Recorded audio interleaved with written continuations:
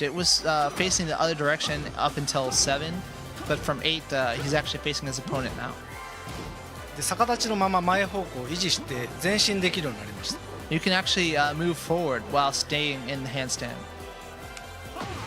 で前方向の逆立ちとあと後ろに避ける逆立ち、この2つが追加されて結構機動力がアップしています。 And so you can actually kind of evade your opponents in kind of reverse direction as well. So you can see he's much more mobile than before. はい、で主に逆立ちは攻めの起点で、多くの新技や新連携を追加しています。 And that's kind of like one of his starting points for his offense. And he's had several new techniques added from there.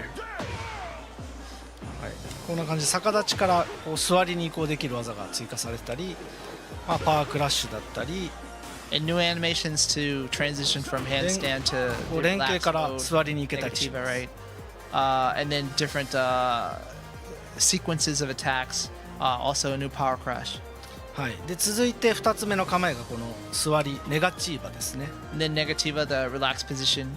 で構えであり避けの回避としても使う構えになっていて、座りも実は前入れで座りを維持したまま相手に近づけるようになっています。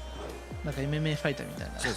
はい、 So negativa, is a transition that gives you access to other techniques, but also is a good way to kind of like evade opponents' attacks as well. はい、 Not only that, but in negativa, you can now kind of move forward in that stance. で座りは、先ほどの逆立ちが攻めの起点で、座りは崩し要素で相手を崩すことができるのがこの座りの構えになってます。 So if the handstand is kind of like your starting point to your offense, negativa, the relaxed position is kind of like a way to open up your opponent.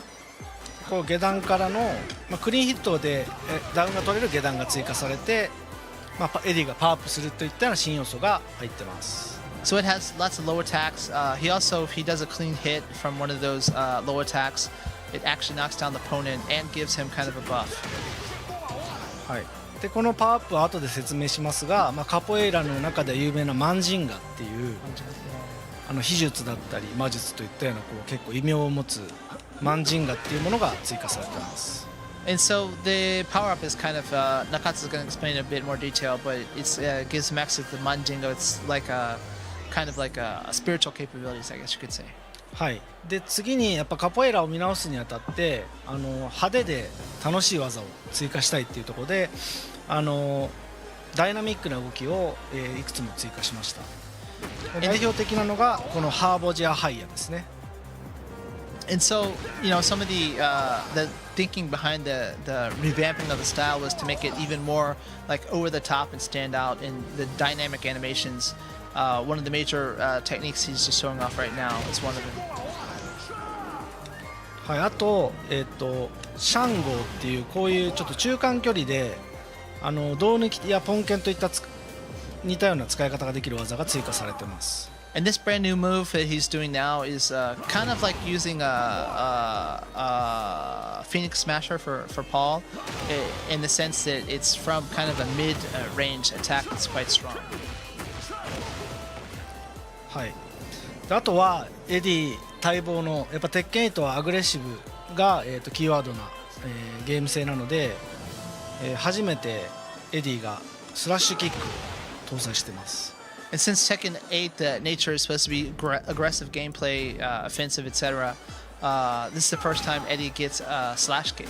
でガード時逆立ちに行けるのでスラッシュキックから逆立ちの攻めだったりを継続することができます。 And so you can actually go from handstand, or I'm sorry, from a slash kick into the handstand to continue up your offense. はい、であとはやっぱり、エディ使いっていうのは結構カジュアルな人も多く使ってますので、その蹴り連打、左キック右キック連打で、楽しくそのカポエイラの独特の動きを体験できるように左キック連打でこう逆立ちに行ってさらに座りに行って下段で崩せるみたいなこういう流れるような攻めが展開できるようになっています。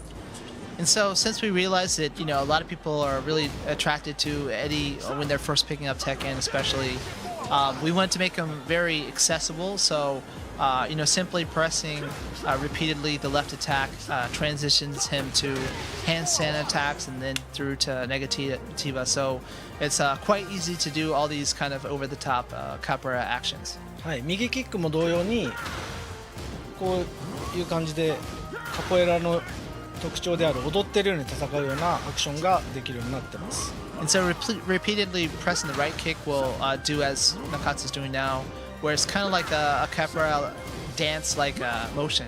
It's very fluid. はい、なんで初めて、遊ぶ方でも非常に楽しくかつカポエラらしく戦えるようにリニューアルしました。So we just wanted to make him very easy to pick up and play and still get that feeling of capoeira even for beginner players. はいで最後3つ目の要素が先ほど説明したマンジンガっていう、パワーアップ要素ですね。And then obviously one of the new features, the Manjinga to power up. はい、この1っていう数字が出てる時がマンジンガレベル1っていう状態になります。So when 1 appears, that means that that's like level 1 of the Manjinga. でマンジンガがたまると、攻めの起点だった逆立ちに崩しの要素が追加されます。And this means that he has new options to kind of open up his opponent from the handstand. 逆立ちから下段の攻撃が出て、崩しが強くなります。So even from the handstand, he has access to low attacks that help open up the opponent. でマンジンガは、ラウンド間は継続するので、ラウンド中はそのマンジンガレベルが下がることはありません。And so the level of Manjinga actually, you keep that level throughout the round, so it's not like it goes away or is depleted in that round. なんでレベル2まで貯めるともう逆立ちがかなり崩しとして非常に優秀な性能になります。So if you can get up to level 2, then he's quite formidable with low attacks from handstand. はいでこちらのレベルが0になる条件はラウンドが切り替わることです。So the only way it goes back to 0 is when you begin a new round. はい、っていった感じで、多彩な蹴り技とこのマンジンガを使って遊ぶのが今回のエディの特徴になります。So Eddy's characteristic is really about using all these powerful kick attacks and also powering up so you can have access to those new techniques from Mazinga. はい、あとは遊びやすいように本当に、こういった既存のビリバっていうのももともとは斜め下と両キックだったのを斜め下と左キックに変えて浮かせ技1個から左キックを連打しておくと、コンボが決めてマンジンガがたまるっていったような、遊びやすく、性能を変えています。どう変えた入力を3両キックから、3LK に変えます。LK か。両ボタンを挟んで。なんで浮かした後にずっと LK を連打しておくとコンボを決めてマンジンガレベルがたまる。So because the dev team wants a variety of different players to check it out and have fun with the character, one of his main launchers, I think it's called the Billy Bao, I believe, the 3 both kicks. It's difficult input for newer players, right? So they changed it to just 3 LK, and then you consecutively press the left kick to continue to do follow-up attacks, which also levels up your Majinga as well. すごい初心者でも扱いやすいキャラではある。